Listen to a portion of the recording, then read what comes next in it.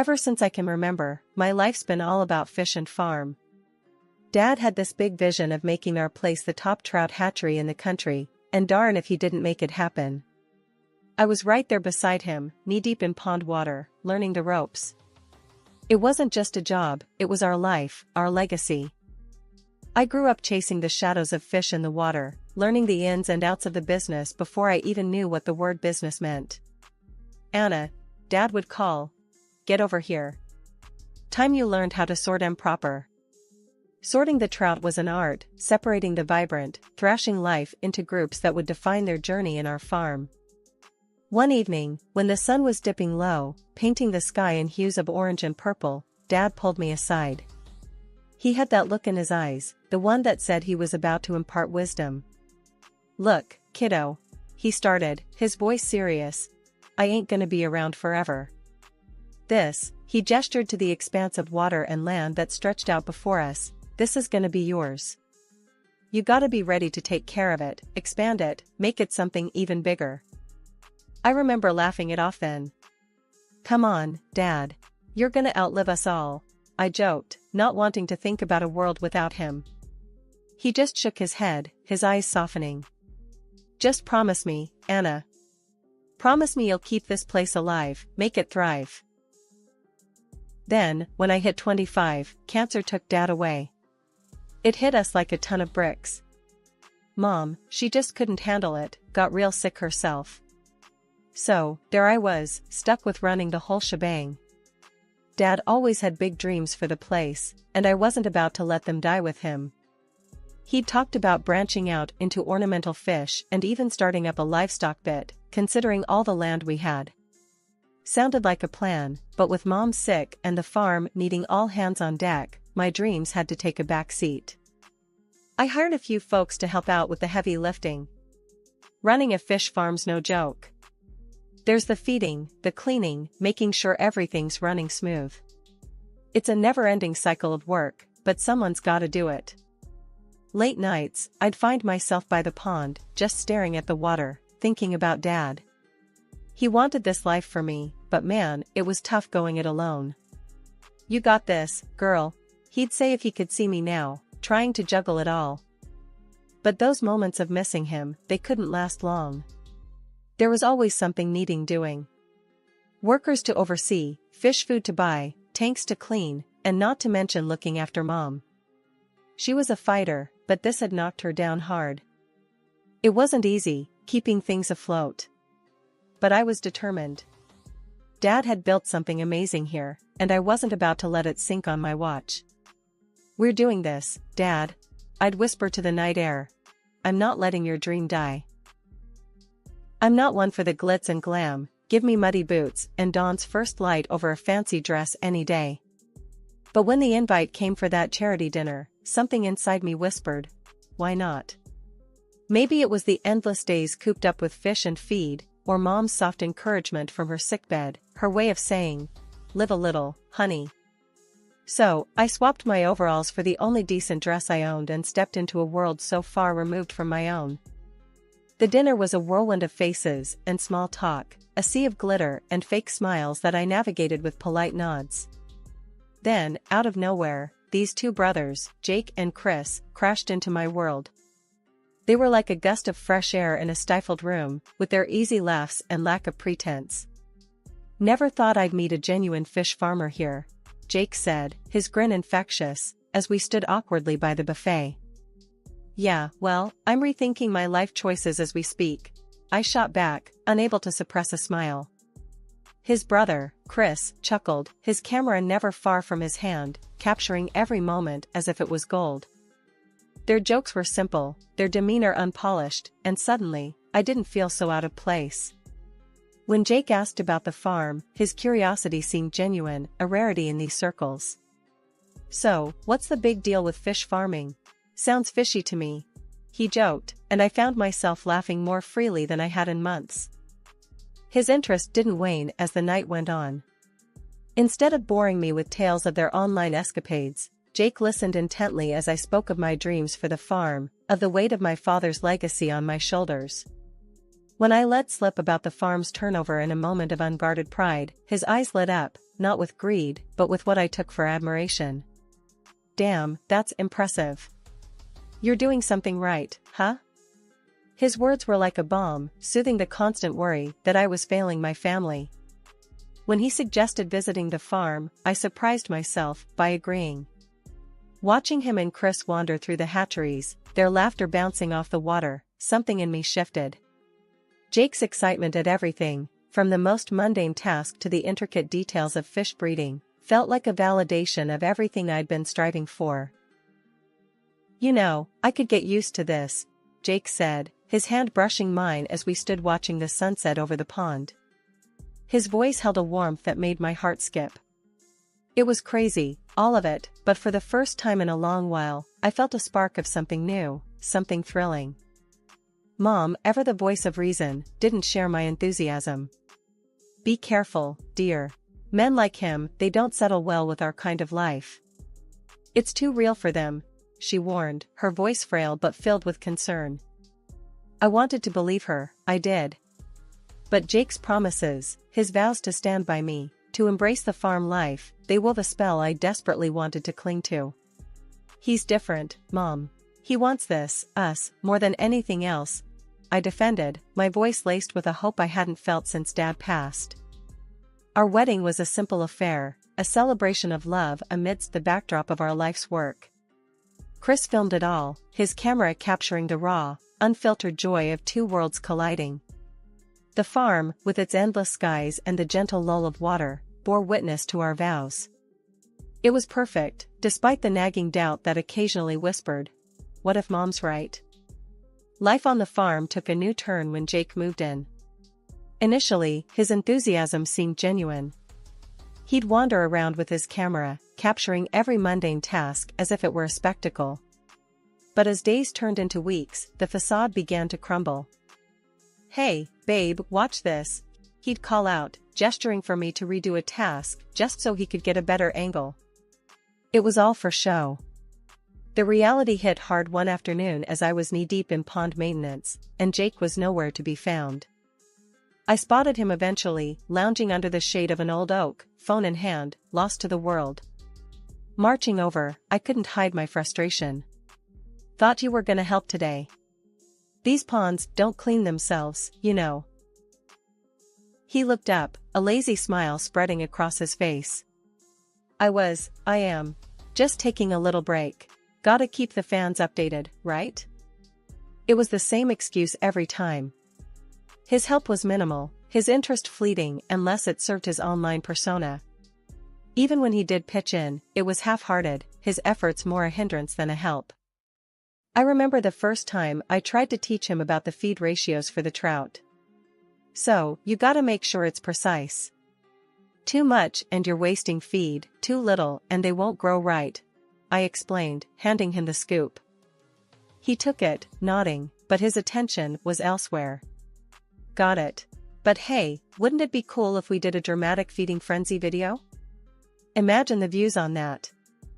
The seriousness of our work, the balance of life in our hands, reduced to mere content for views. It grated on me, but love has a way of painting red flags as mere decorations.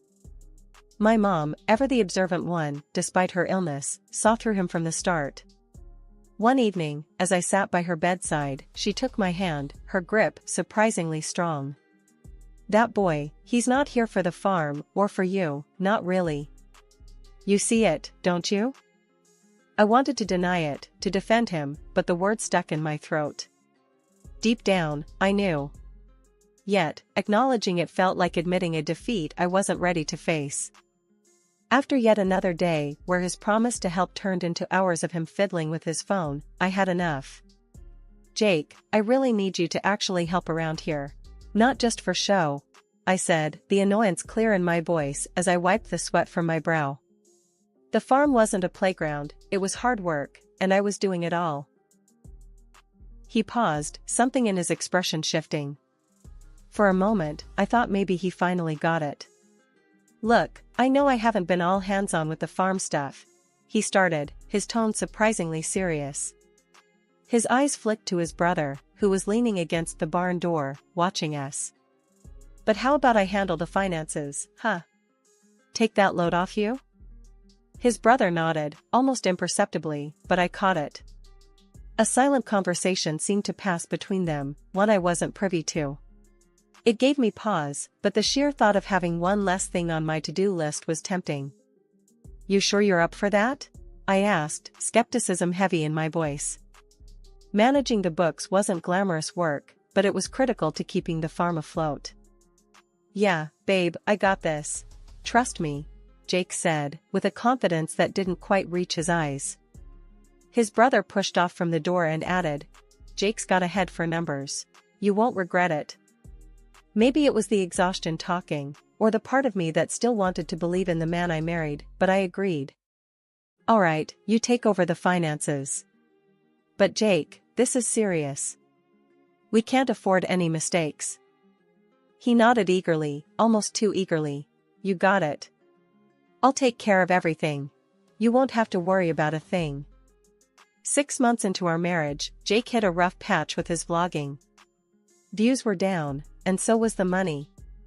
One evening, he dropped the bombshell. "Babe, I gotta head to the city, figure some stuff out with my brother. The channel's tanking," he said, not even looking up from his phone. I was slicing vegetables for dinner, and I paused, knife in midair. "And what about the farm? What about us?" My voice was calm, but inside, I felt a storm brewing. He shrugged, packing his camera gear with more care than he'd ever shown our life together. "It's just for a while. You can handle things here, right?" I nodded, tight-lipped. Deep down, I knew I could handle the farm, I always had. But watching him walk out that door, I felt a loneliness clamp down on me, cold and unforgiving. Not 2 weeks later, Mom's health took a nosedive. She had been my rock, and now she was slipping through my fingers. When she passed, I was a mess. I called Jake, desperate for a shred of comfort. "Jake, Mom's gone. I need you." I sobbed into the phone. There was a pause, and then, "Babe, I'm swamped. The city's buzzing, and we're onto something big. I can't just drop everything." His words hit like a slap. Too busy. For his own wife's grief. I hung up, the phone slipping through my numb fingers.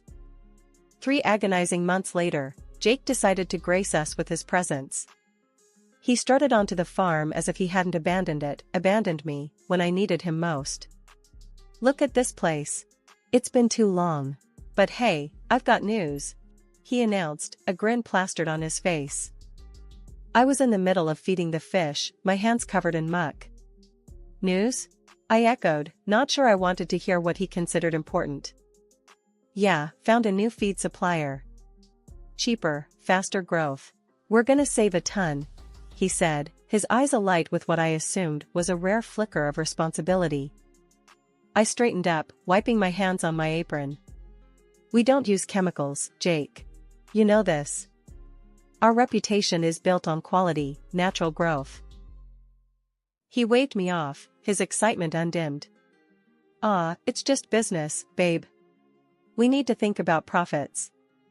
Besides, I've got even bigger plans." That caught my attention. "Bigger plans?" He nodded, eagerly. "A massive event right here. Celebrities, influencers, the works. It'll put us on the map."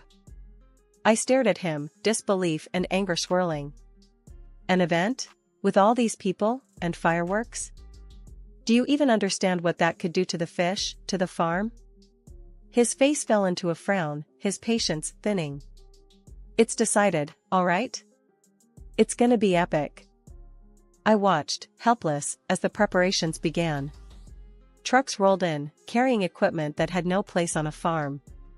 Tents sprung up like mushrooms after rain, transforming the land into a foreign spectacle. As the day of the event dawned, the farm no longer felt like my sanctuary. It was invaded, overtaken by strangers with no care for the life we nurtured. The air buzzed with anticipation, a stark contrast to the usual serene mornings. Jake was everywhere, playing the gracious host, while I lingered on the sidelines, watching the chaos unfold. The fish ponds were off limits, but that didn't stop the occasional guest from wandering too close, their curiosity piqued by the very heart of our farm they knew nothing about. As evening approached, the concert began. Music vibrated through the air, an alien sound against the backdrop of nature. I watched from afar, my heart sinking with each beat. Then came the fireworks. Bright, loud, and utterly terrifying.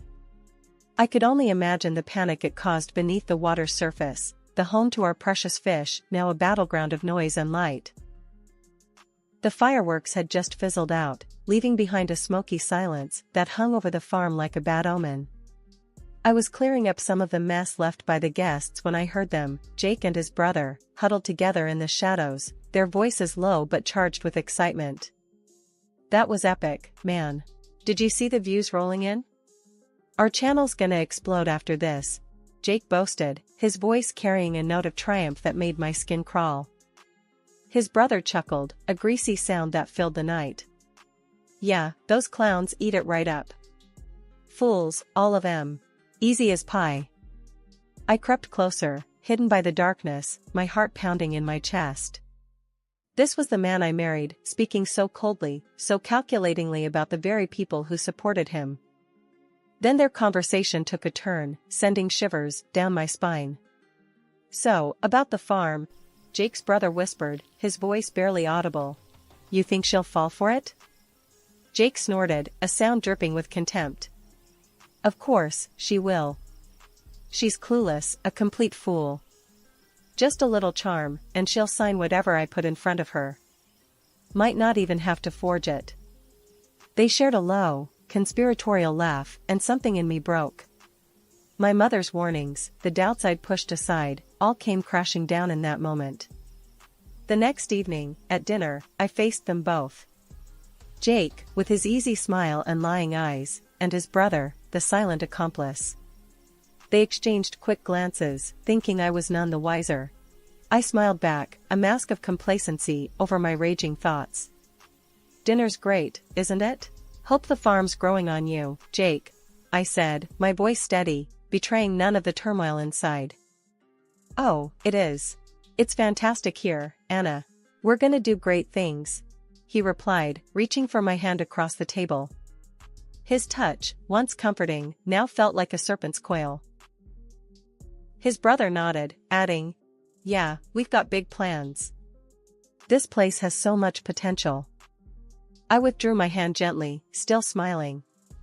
"I'm glad to hear it. I've got some plans of my own, you know. For the farm." They paused, a flicker of unease crossing their faces. "Oh?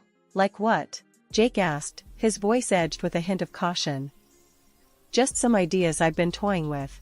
You'll see," I said, keeping my tone light, airy, as if I hadn't just uncovered their betrayal. Right after the dust settled from that fiasco of an event, I knew I had to do something drastic. First stop was the family lawyer, Mr. Davis. His office smelled of leather and old books, a comfort in the chaos. "Mr. Davis, I need to lock down the farm's finances.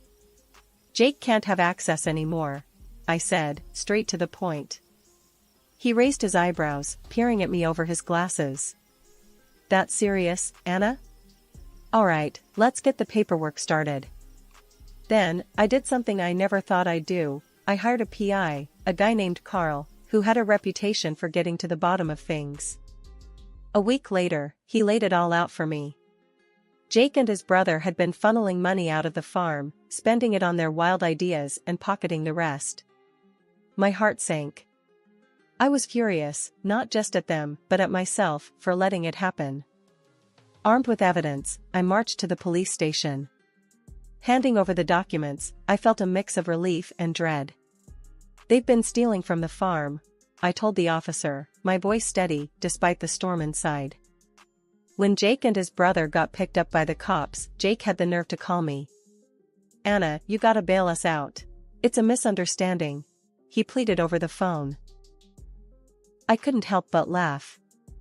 "Misunderstanding? I think it's pretty clear. Enjoy your stay," I replied, hanging up with a click. It felt like a weight lifted, but there was still work to do. I decided to go public with the whole mess. If Jake loved the spotlight so much, he was about to get it, just not in the way he wanted. I called up a local TV station and some of Jake's rival bloggers. "Come to the farm. See what his grand plans did," I told them. They came, cameras and all, capturing the aftermath of the event. Dead fish floated in the ponds, victims of the loud explosions and chaos. The smell was awful, a tangible sign of the damage done. Standing there, in front of the cameras, I told the story. This is what happens when fame and greed take over. This was our livelihood, and they nearly destroyed it for views. The backlash was immediate. The internet exploded with the truth of their actions, showcasing the dead fish, the ruined farm. Cartoonists had a field day with the brothers, turning them into caricatures of greed and folly. Jake's channel? It tanked, losing followers faster than a sinking ship sheds cargo. Advertisers pulled out, not wanting to touch him or his brother with a 10-foot pole. I wasn't done, though. Fueled by rage and a need for justice, I filed for divorce and slapped them with a lawsuit for every penny they cost me and the farm, tallying up to a cool $1,500,000. It felt like declaring war, but for the first time in months, I felt like I was finally fighting back. Riding the wave of support, I started my own YouTube channel. It wasn't about revenge. It was about reclaiming my story, my family's legacy. Surprisingly, or maybe not so much, people rallied around me. Subscribers poured in, eager to see the farm's comeback story unfold. Jake tried to weasel his way back in, calling, texting, showing up with lame apologies. "Babe, let's talk about this. We can fix it," he'd plead, but I was done. Done with lies, done with him. I had a farm to rebuild and a future to secure. The court's decision was the final nail in the coffin of their schemes. The judge awarded me $1 million in damages. Watching Jake and his brother scramble to pay up, on top of facing charges for attempted fraud, was more satisfying than I'd like to admit. They were finished, professionally and publicly.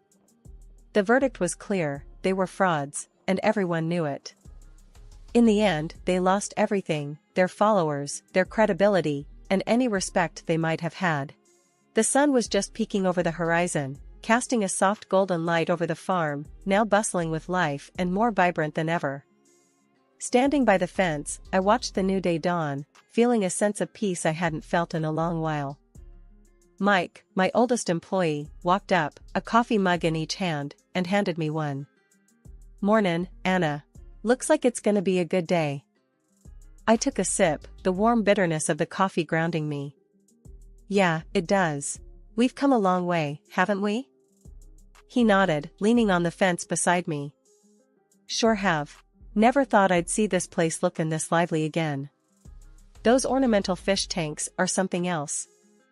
Laughing, I glanced at the gleaming tanks filled with vibrant colors, a far cry from the traditional trout ponds we were used to. "They're beautiful, aren't they? And profitable too. Who would have thought?" Mike chuckled. "You did. That's who. Always knew you had a vision for this place. More than just trout and feed." The conversation shifted as we discussed the day's tasks when my phone buzzed. It was an email from a local school asking if we could host a field trip. "Looks like we're becoming a community staple," I said, showing Mike the email. "That's great news. Education's just as important as business. These kids could learn a lot from what you've built here," Mike said, a hint of pride in his voice. I smiled, the reality of what we were building here becoming clearer with each passing day. This farm wasn't just about recovery, it was about setting a new standard, about resilience, education, and moving forward. And as for the future? It was as bright as the morning sun stretching across the fields. There were plans to expand, ideas for sustainability projects, community outreach, and so much more. The betrayal that once threatened to define my story had instead paved the way for a new chapter, one filled with hope, growth, and new horizons. Mike's voice pulled me back to the present. "Ready to get started? Those fish aren't gonna feed themselves." Laughing, I nodded. "Let's do it. There's no place I'd rather be." As we walked back towards the heart of the farm, I knew that whatever challenges lay ahead, I was ready. Ready to face them head-on, with the same determination and spirit that had brought me this far. The future was unwritten, but for the first time in a long while, I was excited to see where the journey would take me.